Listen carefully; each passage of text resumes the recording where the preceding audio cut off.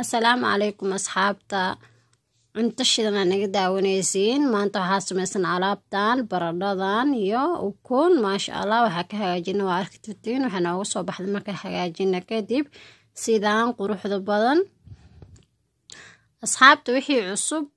channelka ku cusub subscribe ha dhahaan gambaleelkan ha furtaan wixii nala joogan video haday ka helaan like ha dhahaan wixii su'aalna commentiga ha igu soo weydiiyaan insha Allah waa uga jawaabayaa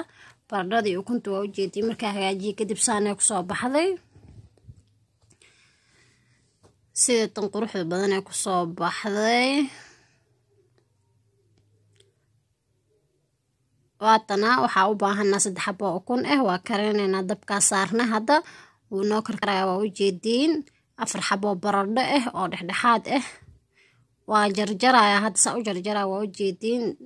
islaas in loo jarjaro waaye waxa inay tusnayna aragtiina rabaa qafiifan u jarjaray butuc mu jarjaraysid sababtoo waa shiileena maaha noo saliida ku shiileena waxa rabaa in si fiican qurux badan ku soo baxdo ee shiilanto oo butuc hada u jarjartid waxa ka noqonay xoogaa shiitaanka ee ka halaabayo marka khafiif oo jarjaraysaa waa kana waa soo diyaariyay waxa ku soo daray حواج فلفل iyo حواج kaleeto intaas isku labaaya cusbayra gadaal uga daray ma ina tusisoori waa kana birta dabka soo saartay saliida oo ka shubo way karkarto waa ku ridaya asxaabteeda dab zaid u dheer ha ku waxeenin waa kana waa soo dhameeyay inta ku soo shubay waa u jeedin waxaa rabaa inay saliid si fiican uga miiranto oo ayadoo saliid lahayn la cuno beelkaas ku soo gadistay maasha Allah waa kana hadda waa soo diyaariyay 3 xabo ukunta ahayd fiiqitaankeeda waa taqaaniin asxaabteeda in leena tusiyo uma baahnidin maahan oo ukun baradhadiina waatana waa soo shiilnay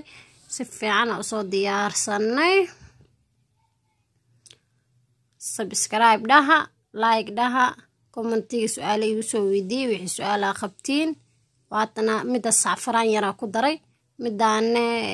saafraan dhan ku darin food color saa u taqaaniin ku daray